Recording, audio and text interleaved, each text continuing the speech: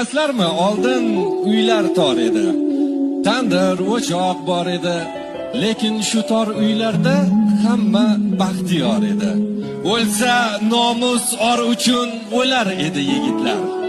Do'stlikni joy-joyiga qo'yar edi yigitlar. Mehmon kelib qolar deb yopilmasdi eshiklar. Pul uchun, shuhrat uchun aytilmasdi qo'shiqlar.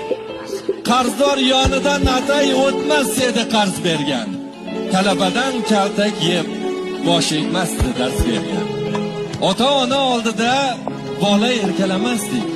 Birovning aybini yopardik, pullamasdik.